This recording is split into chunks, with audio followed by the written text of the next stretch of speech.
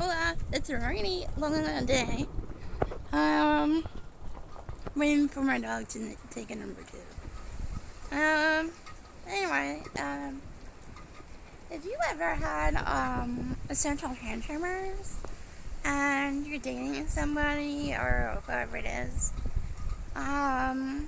they tell you to take medicine or go to another doctor you've never seen or heard of, and then doctor has no idea what you have, but they want you to take medication that really fucks you up. Pardon my French. Well, that's what I'm gonna say. So it's like, oh shit. Hold on, I'm going inside. The dog doesn't like the rain. Bring it up. Closing the doors. Let's go in the kitchen. And we're here. Let's put a chair. Good grief, there's no room for anything. Okay, so, essential hand tremors is when you shake a lot. And sometimes it can be in your head or in your mouth. Okay, turn the light on. Okay. Anyway, so a lot of people don't understand that the side effects to essential hand tremors is feels like you're on crack. What I mean by that is all of a sudden you just get a bolt of energy and you're just you want to say something stupid so or something, and you just feel it everywhere. You feel like a tremor in your legs and your arms and your mouth, like that, like me, but I'll get to that in about a minute. So what I mean is, if you date somebody who tells you to take medication, I've had that experience twice, unfortunately. Oh yeah, in my blogs and my videos, I try and change, I give people nicknames because I don't want to get in trouble, basically. But anyway, it was, okay, so the reason why, you'll all find this interesting. It's like 1984 or 1985, and I was a young kid. It was a young kid, and it was like a Sunday night, at my grandma's, I think. And, I'm Italian, so the whole family, we used to go there for, Sunday night, Sunday pasta, and, I'm a young kid. Everyone's talking, I want to be a part of it, but I can't because no one's listening to me, and I look at my grandma, the nice one back then, and, she looks down in my chair when I'm sitting, and she says, Nicole, the ones that are always ignored the most are the really old and the really young.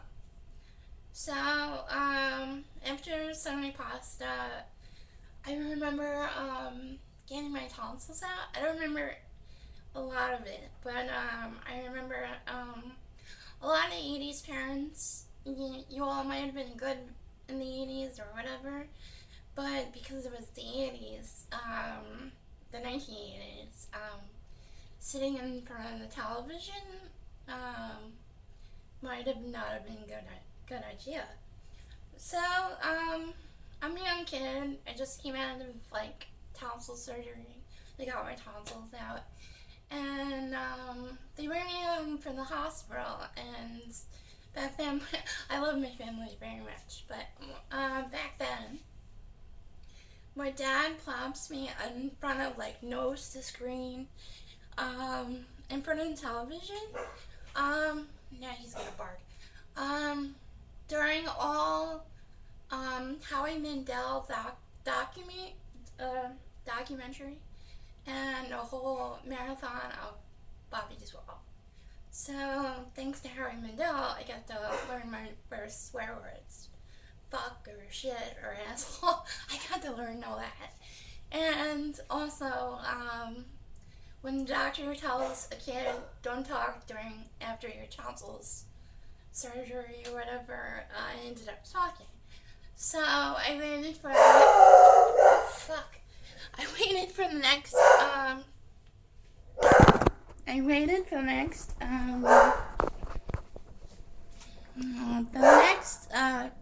I wish you would shout. The next Sunday pasta, and all of a sudden,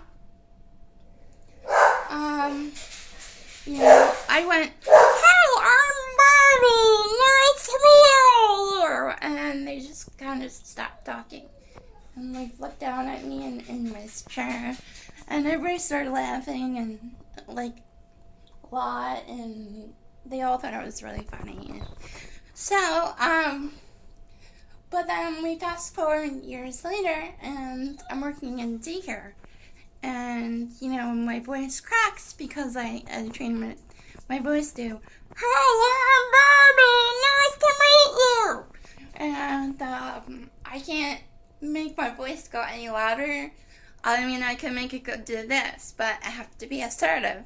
So then I slipped out one day and I went, "Everybody sit down." And everyone just kind of like looked at me and like, it's a deja vu thing, like, "You alright?" Okay, I explained the voice thing. My dad thinks it's a voice tremor, and maybe it is. Who the fuck knows? But I think it's because it's Howie Mandel's fault. Anyway, so let's fast forward. I meet somebody. It's like 1998. I meet somebody named Tiny, who's a gigantic fat asshole womanizer, and he I guess because he took steroids, he's just very in your face with his fist and that kind of thing. And I started putting on weight because he would force feed me like mac and cheese and McDonald's and stuff. And then when I put on weight, he actually says to me shit like, if I don't take Metabolief, that he's gonna come over and beat the shit out of me if I don't lose like 10 or 15 pounds, because he can't stand the sight of me. So I started doing diet pills a lot. But then I started using it as a crutch because I'm gonna sit down. I started using it as a crutch because I was working at daycare, and people didn't like the fact that I wasn't fast enough, or my whatchamacallit, cognitive thing wasn't fast, quick response, that type of thing. So I started using a crutch, and instead of taking it, one or two, times a day, I was taking 5 a day, 6 a day, so it get me to work faster, before they even opened, even my tremors. I didn't get like everybody at work, the really hot boxes of Dunkin' Donuts coffee. And I burned myself walking to work with all that in my hands. And there were days where I just couldn't do all those diet pills, the Metabolief, before the FDA took it off the market. That's what I was overdosing on. So anyway, when my system couldn't handle it, those were the days where my boss was on top of me, or people were complaining that I wasn't doing my job the way I was supposed to be doing. And, so, then I went back to doing the diet pills again. I was doing like 9 pills a night, so I would, do Tybo like 7 or 8 times, run around my block twice, go and shower, go to work, go get coffee, go to work. It got to the point where I was doing 15 pills during the night. Then I couldn't breathe, and I felt like I was having a heart attack. So I told my mom about it, and my dad was out of town one night, so she took me to the hospital. And then they told me that they found some things in my system that was giving me a irregular heartbeat. And at the time I was taking Synthroid for the first time. So my thyroid doctor said to me and my family that if she starts convulsing, take her to the hospital. So I was doing the diet pills on top of the Synthroid. And that's when I had like multiple trips to the hospital. Because I had thyroid problems too. And, after taking, I think the worst was I took 19 diet pills in one night. So, after all those trips, I think I'm confusing myself. My dad was out of town one night, and my mom took me to the hospital. Then she figured out I was overdosing on diet pills, and she found my stash and she flushed them. Then, after doing so good at my job, I was moved to a different classroom, which I was kind of thankful because if I was moved to a different area at my job, I probably would have been in the hospital a lot from overdosing on medication, metabolite. So, let's, fast forward, I ended up, marrying Tiny, which was a giant mistake because he cheated on me with my best friend, and he, really abused the shit out of me. And, if you ladies, if nobody knows what it's like to be in an abusive relationship, like a physical one, it's like living in constant fear every day, stepping on eggshells, wondering if you're gonna make it through another day, where you're just constantly being tortured, basically. Family doesn't help either. I mean, they're always there for your family, but they don't know what it's like to live in fear every single day for the most part of your life. And they don't really know, so they can't judge you, and nobody else can. So after he cheated on me with my best friend at the time, that was over. He got some, I don't know, we got a divorce, and then I was having fun. I went back to my old job where I overdosed on the night pills. Life is good, and then we fast forward.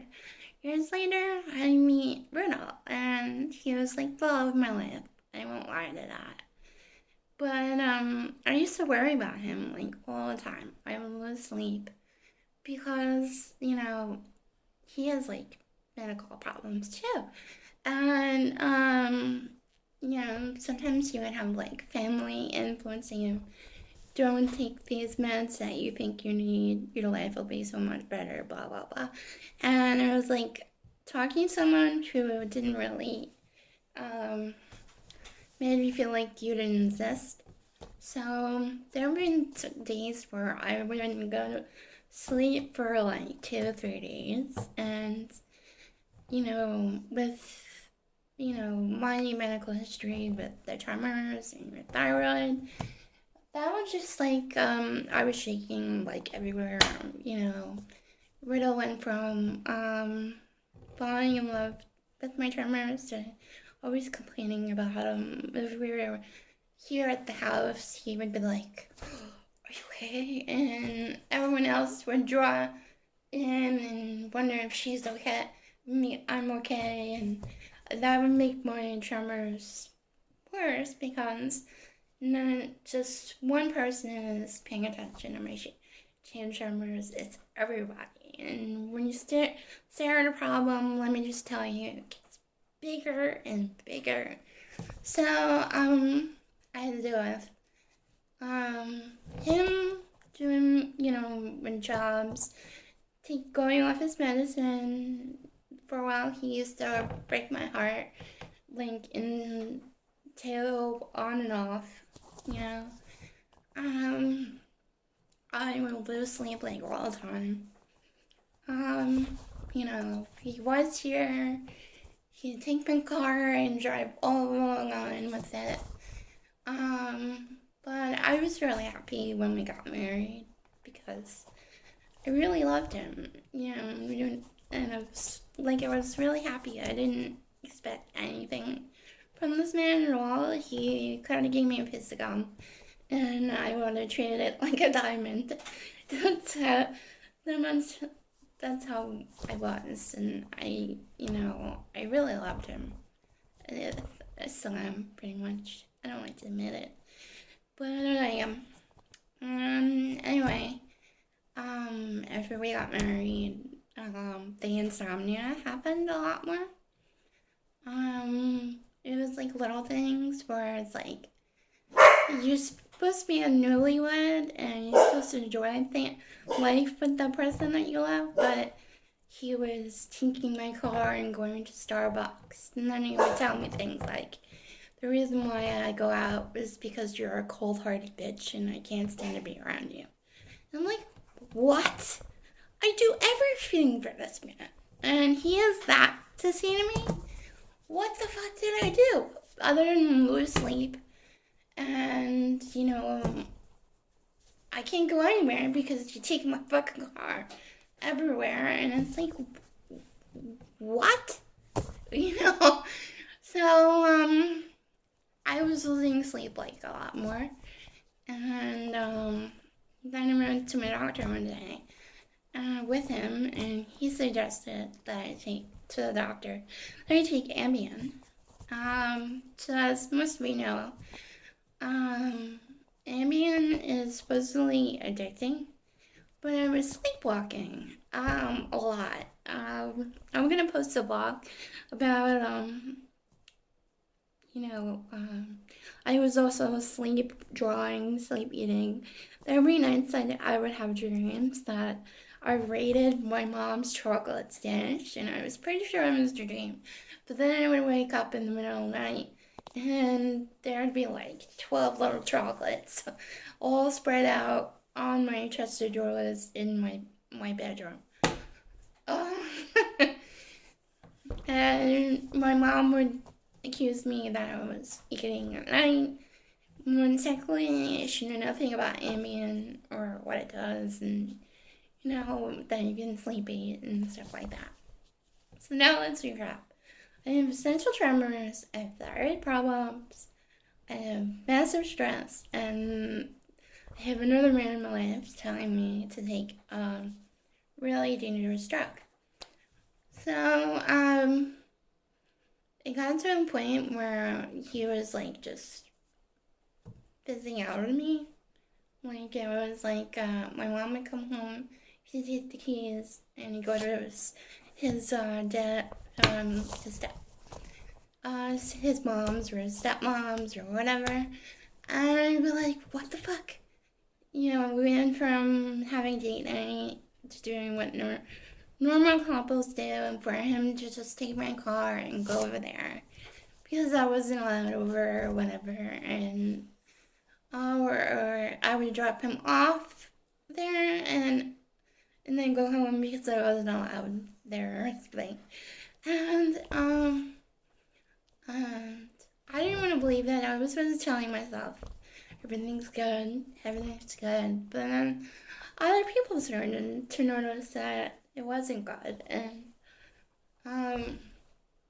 that like my friend or my family would be crying because they didn't like the fact that I was always home and I was always having insomnia, and I started developing, like, I started getting fatter and whatever.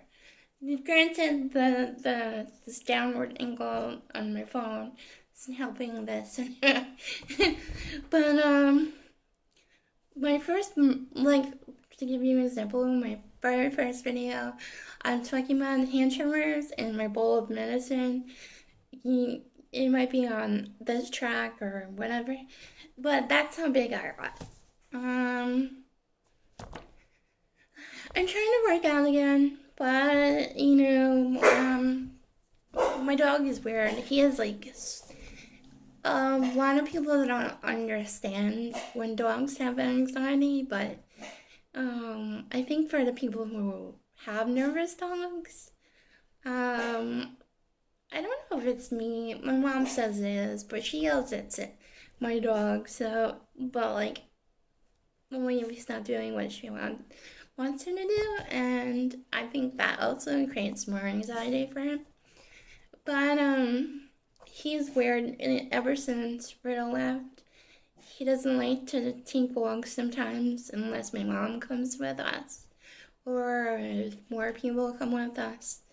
And if like there's gardeners outside, and some of them have like a sweater that looks like something Riddle would have worn, he starts howling and crying like he used to do when he was a little puppy. So a lot of people don't think that dogs have anxiety, or they don't remember like past owners, but I really think that I do. So I do take him for walks, but then he turns around during walk and like he wants to go home and wants to wait for my mom or whoever. But anyway, Riddle left me because well, he has people in his life that's like, you'd be so much better if you left her, and he did. So for people out there who think that they're in love and they think that this is their soulmate, I have one thing to add to that. If they're telling you that you're fat and you're this or that, and they want you to take more drugs so they can straighten you out, they're not your soulmate, because people, if you love somebody and they turn you into a drug addict or anorexic or whatever, you should really like assess that and know that they're not your soulmate. I should have did that like twice, but I was so blinded by love and fear or whatever that I let everyone else ruin my life. Well, for the life that I didn't live. When I should have just woke up, I mean, I didn't want someone to do what Riddle did to me,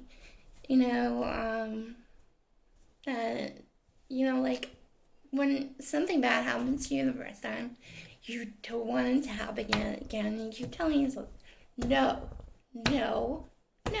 You almost kind of tell your partner or whatever, no, I don't want this again. And then it happens, and it's really devastating. I mean, and I think it kind of destroyed me, but I have to, I was really mad at Riddle. We still text where we did, and the last thing he said to me was, I hope you don't hate me. And I was like, I don't mean to be a jerk, but I was like, what? Who fucking asked that? You make your bed, you know what you did. Don't ask me that, or don't tell me that, that fucking is irritating, because when you love somebody, you don't want them to go or whatever. And when they, when they do it because they listen to everybody else, and it's like, ooh, and then it bugs you up because if you want to talk to like a friend or, or somebody, just so you're not like,